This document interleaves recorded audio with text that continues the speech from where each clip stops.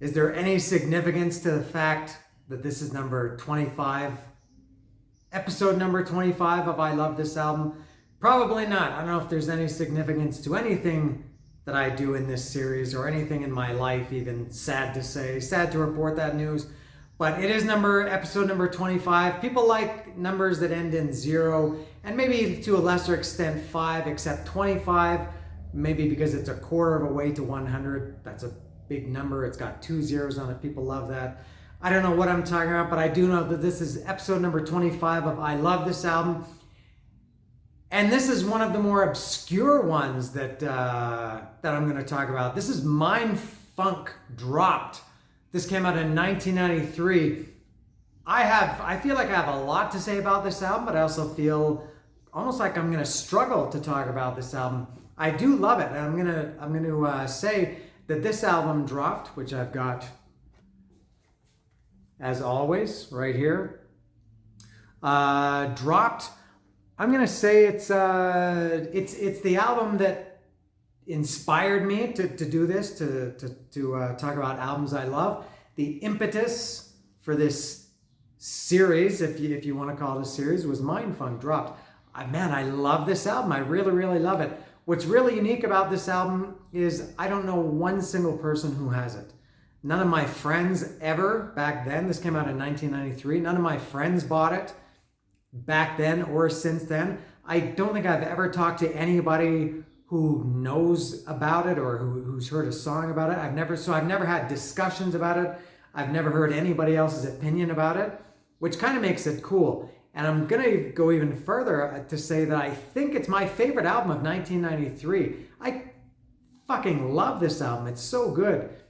And it's amazing how different you view an album when it's like this, as I'm talking about, that nobody knows it, compared to, I guess, the biggest album, and maybe my second favorite of 93, probably was Versus by Pearl Jam.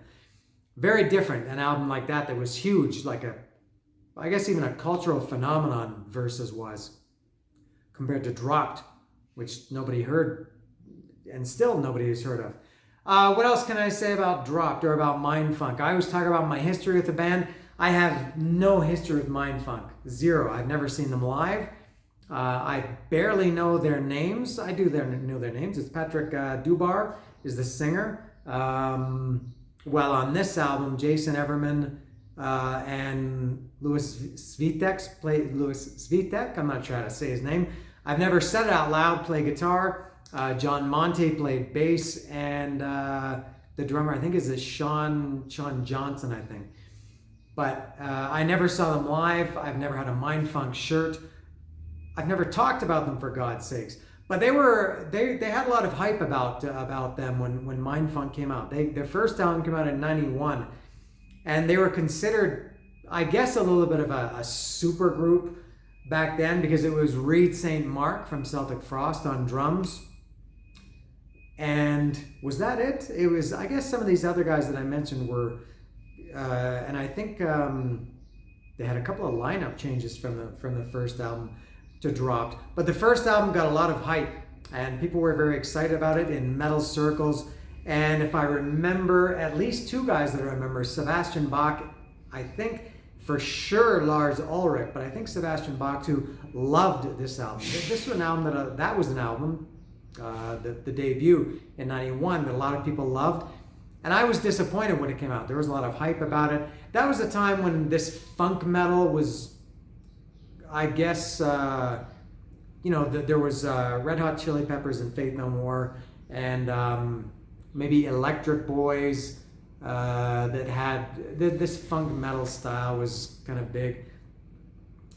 And I think just because they had the name funk in their name, Mindfunk, people thought they were going to be like those bands. I don't know, but I didn't love that album. I did buy it when it came out, the debut in '91, and I liked Sugar Ain't So Sweet and Big House Burning, maybe Ride and Drive, a couple of good ones on that album. But overall, I was disappointed. And then when this one came out, they had no hype, and the reason it was called Dropped was because they got dropped from was it not MCA, Epic maybe? I think they were on Epic Records, the first one, and they got dropped as they were recording this or before they recorded it, or I don't know, something like that. So they called the album Dropped. What else can I say about Mindfunk? Just to extend this video. I think that's about it. I'll point out, so here it is, and it eventually came out on Megaforce Records. It was produced by Terry Date, which, if you care about that sort of thing, at least Terry Date had a pretty stellar, even at that point, a huge, and there's the full cover. Terry Date produced the first three Pantera, their first real Pantera albums, Cowboys from Hell, Vulgar Display of Power, and Far Beyond Driven. I think he also produced Great Southern Trendkill. He produced at least a couple of Overkill albums, at least Under the Influence, which I talked about quite some time ago, and The Years of Decay, maybe something after that. So the fact that Terry Date was attached to this, I guess, was pretty cool. And I should say another thing about this album, looking back on it now, at the time, this as I mentioned, this came out in '93, and at the time that was when alt rock, which I hate that term, and I really didn't like alt rock or alternative rock, whatever you want to call it. That was, big by then. Nirvana, Pearl Jam, Soundgarden, although I've said before, Soundgarden is a metal band. Those were the bands that were really big around then, and I never considered it that. To me, it was just like a metal record. But in retrospect, as things have changed over the years, in the last 10 years or so, this stoner metal, stoner rock, whatever you want to call it, has been very popular. This album fits perfectly in that genre. I would say in many ways, this album was way ahead of its time. People like to say things like that, ahead of its time. People like to say overrated, underrated, criminally underrated, some people say. But I would say this album really, really fits well in what is now called the stoner genre. I don't know if it existed back then. I don't remember hearing about the stoner genre back then. But this album, to describe this album using some adjectives, it is heavy. It's definitely heavy. For me, it is a metal album. It's not Judas Priest or Black Sabbath or Iron Maiden or Saxon, for God's sakes. But it is a metal album. But it's heavy. It's beautiful. It's a little bit maybe psychedelic. It's fuzzy, if you want to use some more modern terms to describe music. It's fuzzy. It's trippy, man. It's a fucking awesome album. I really can't say how much I really, really love Mindfunk Dropped. What else can I say? As I said, I feel like I have a lot to say about it, but I'm not exactly sure where to go. Also, this is I would say it's a real guitar album, and also a great headphone album. Now, not guitar, not shredder. It's not Eddie Van Halen or Steve Vai or Joe Satriani. But what I love about this album is it seems like in 90% of the album, the two guitars, and you can hear them, and you can pick them out much easier if you're wearing headphones. They're never playing the same thing. It's not like, and I love Iron Maiden, it's not like Dave Murray and Adrian Smith or Glenn Tipton and KK Downing or Rudy Schenker and Matthias Jabs or Hetfield and Hammett. It's not like one guy is playing rhythm while there's a solo. Even during the songs, during the verses, the intros, like I said, 80% of the time, I don't know, you can hear the two guitars are playing something completely opposite of each other. They're really, it's like these two guys, Louis and Jason Everman, said, okay, I'm going to play this. And the other said, well, I want to play this. And they said, all right, well, let's just play together. And there it is. Kind of like in Goodfellas, one dog goes one way, the other dog goes the other way, and the guy's saying, what do you want from me? There's Mindfunk. This album to me has a little bit of a vibe of a little bit, just a little bit. It doesn't sound like Alice in Chains, but it does remind me a little bit of Dirt by Alice in Chains. It has a little bit of the same vibe. I think vocally, especially on, I can't remember the song, and I'll talk about that too. But vocally, there's one song that really reminds me of Alice in Chains. I can totally imagine Lane Staley singing this song. That's another thing I was going to say about this album. As much as I love it, what I hated about it, it's one of the worst packaged albums ever. And maybe this was because they got dropped and they were on Megaforce and there was no budget for it. But so here's the album. The when you fold that out, there it is. And this is all it is. That's all it is. A big picture of the band and almost no liner notes. It's just got the band members' names. Where it was recorded in Seattle at Bad Animal Studio, which I think is owned by Ann or Nancy Wilson or both of them. And that's it. Very, very, very poor packaging. What can you do? So there were no lyrics, and this was also a time in the early, I guess this was 93, early mid 90s, when bands had a lot of one-word song titles. To me, Pearl Jam had Porch, Deep, Garden, Release, Alive, Oceans. They had the one-word titles. Nirvana had, did Nirvana have some? Pearl Jam, anyway. I guess Nirvana had some.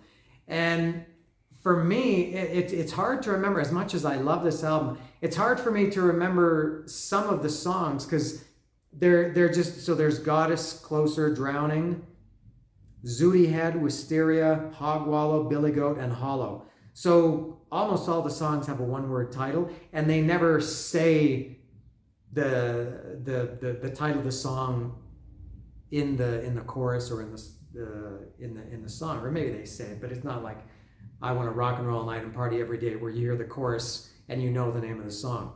Nothing wrong with that. I'm just saying that makes it. Maybe I'm a little bit slow, but it makes it a little bit harder for me sometimes to distinguish between the song titles. But there is, as I was saying, one track, maybe as I talk about it track by track, that reminds me of Lane Staley.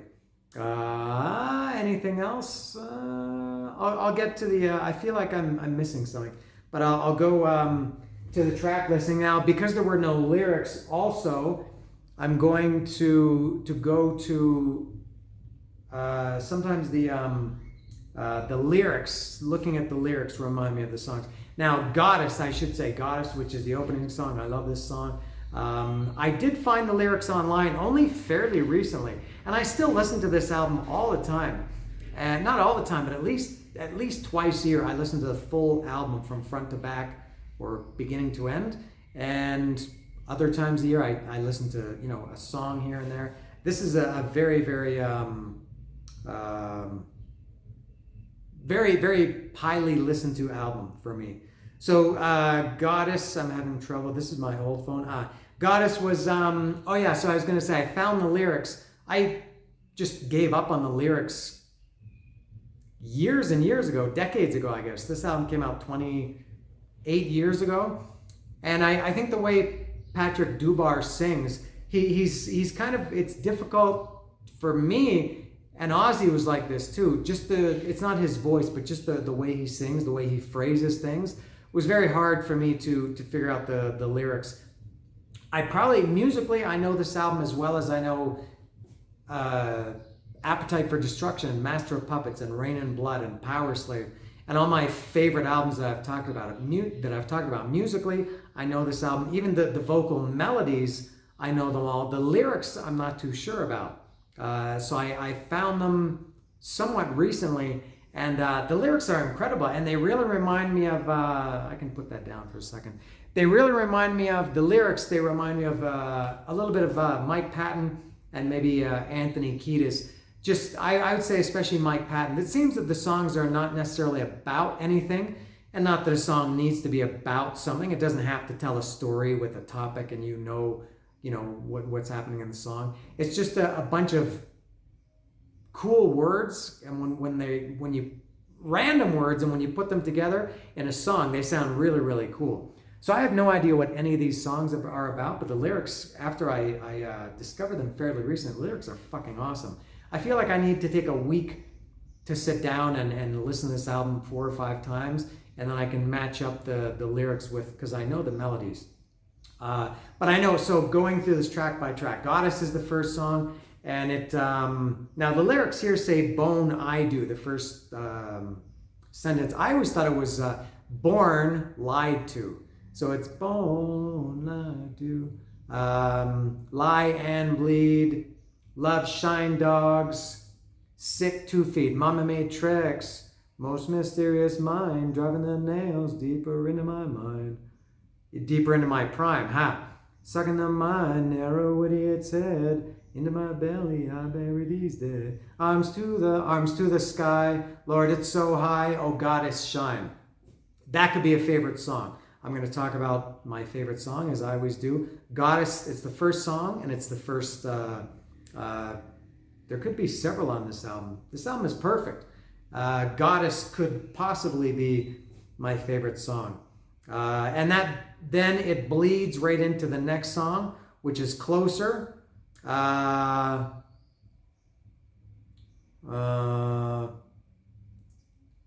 All In Closer, 2-Ton Murder, They Turn Up in Me.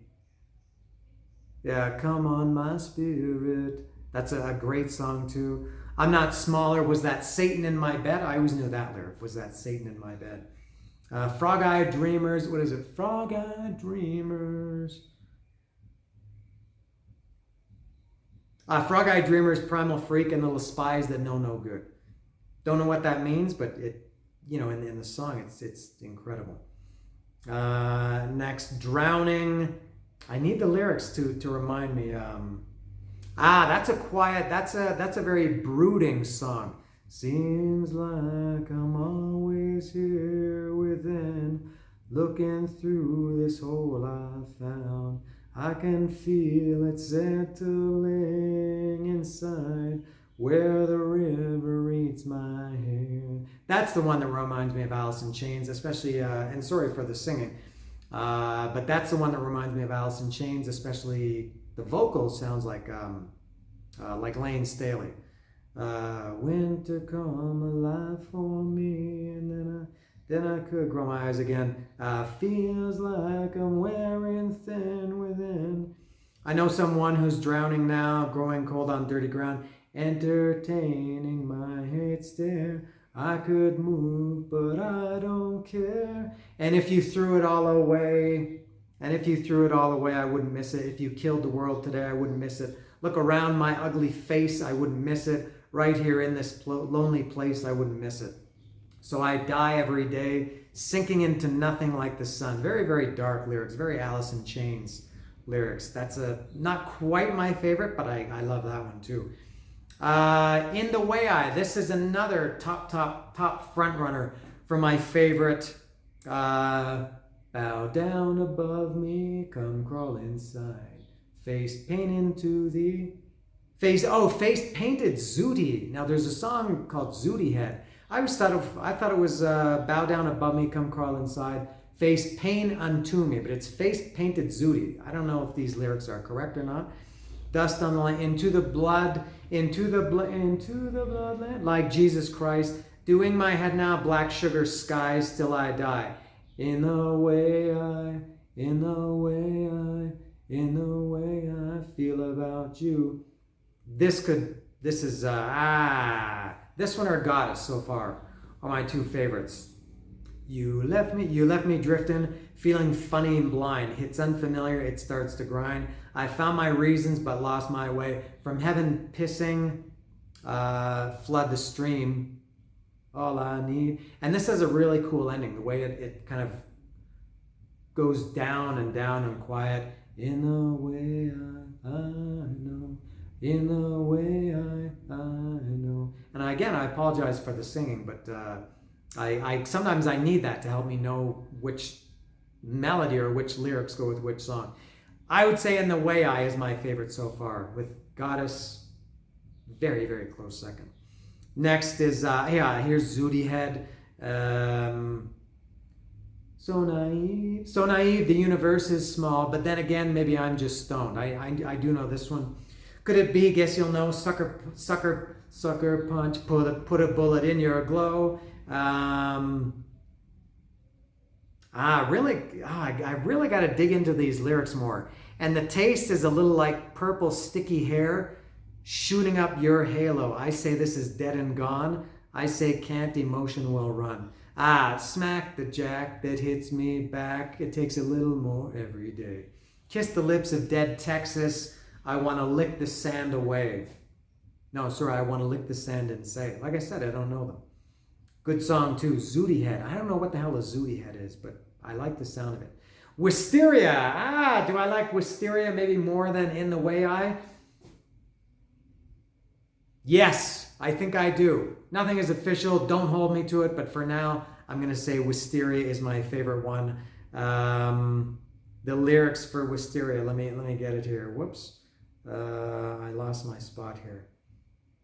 See, this is a beautiful, beautiful song. Very, not a love song, but it's just so nice. It's almost, it's not romantic. It's not a love song, but it's just a beautiful song. I don't know what else to say. See you to your birthday. I could peel your naked beauty away. Quiet will be here soon. We have all afternoon. You know. I think it's time to leave. I paint angels and see. You know, I'm withered and ugly. I'm withered and ugly. You know, I'll suck your energy. I watch you picking flowers, think that I could sit and watch you for hours. Quiet will be here soon. We have all afternoon. Yes, Wisteria is my favorite so far, but again, don't hold me to it. This album is fucking awesome. Mama Moses and Me. That one's this is a little bit different. This is a much faster, a little bit more aggressive song. I remember when I first got this album, this was my favorite song. It's not now, I still love it, but this was my first favorite song. I think at that point, I know I was much more into faster, heavier, thrashier music. And so I think that's why Mama Moses and Me was my favorite at the time. And you know, the slower ones, I love them. I love this album right from the start. But Mama Moses and Me was my favorite. Crazy lyrics. Worn on confusion, man said, I'm spilling all my seeds, pulling the trigger slow on my ignition tree. What the hell does that mean? Losing my aim, I stain, leaving life on my pillow. Watching the colors run all down my totem pole. Holding my own again. It's just Mama Moses and Me. I don't know who Mama is. I don't know who Moses is. Good one. Mama Moses and Me. Next. 11-Ton Butterfly. Here I go again. Do I like 11-Ton Butterfly better than Wisteria or In the Way I or Goddess? I have to read the lyrics. Oh, this song is fuck. Butterfly, die with me. Skull and silver decoration. Leave this glass in my toe. Yeah. A symbol of my depression. And then it gets really heavy and aggressive. And now it's pouring. It says now it's pouring red from my smile. I thought it was, and it's pouring rain from my smile. I like better. And now it's pouring red from my smile. Last from my veins. I've left emptied before you. I've left emptied before you. I thought it was always I've left indeed before you. And I can't find anything to say why you hung yourself before me. I can't find anything to say why you hung yourself before me. Again, very Alice in Chains lyrics. I don't think I'm coming home. I made a mess of my bones. Something in my head gone wrong. Pistol buried deep and cold. You look so sad for me, a little taste of my frustration. As you scrape me from the floor. That's totally like a line from Dirt, the song from the album Dirt on Alice in Chains, which I talked about Alice in Chains Dirt. I think it was in the second or third episode I did of this series. I love this album. It's I want to taste dirty, a stinging pistol on my mouth, on my tongue. I want you to scrape me from the floor, from the walls, and go crazy like you did. So that's Alice in Chains. And then here, Mindfunk is, you look so sad for me, a little taste of my frustration. As you scrape me from the floor, there ain't no more confusion about the way I feel. Bite my tongue, eternity. Dark runs so red the ocean. Yeah, 11-ton butterfly. Maybe that's a favorite. I'm repeating myself, but there we go. Next is Hog Wallow. Not a favorite. I like it. I like every song on this album. Yeah, I don't want to, I can't talk about every single song in depth, but there's Hog Wallow. And then Billy Goat. So they have Hog Wallow and Billy Goat, two farm animals in their song titles back to back. Hog Wallow is another one, another great one. Let me find the lyrics here. Why can't I find the lyrics? Can't find the lyrics to this one. I'm not sure why they're here, but I know it's Billy Goat looking fucker shooting shit, eating sun and eating something in the sun of summer. Where's Billy? Here it is. Bad days coming down. I'm barefoot to the ground. Close my lid. It's over. Lay awake. Yeah, that's a great song. Very heavy too. Billy Goat looking fucker, eating shit, worn and torn, but I got more under it. No, that's the first. Billy Goat looking fucker, shooting shit, chewing holes in the sun of summer. That's what I was trying to think of. Not quite a favorite, but I do like that one a lot. And then it ends with Hollow. The last song on this album is Hollow. Let me see this one. It's getting dark, too dark to see. A little bit of a lyric from Knocking on Heaven's Door. It's getting dark, too dark to see. Fits in with the rest of the album. Follow, will you come for me? Man, now that I gotta go listen to this album like immediately. So there's Hollow, and that's it. So this was Mindfunk dropped. I don't know what else to say. I would say if there's any band that I would love to see, without thinking about it too much, that I would love to see, that I would be the most excited about, to hear that they are getting back together. Maybe Mindfunk. I'm holding this upside down. There it is.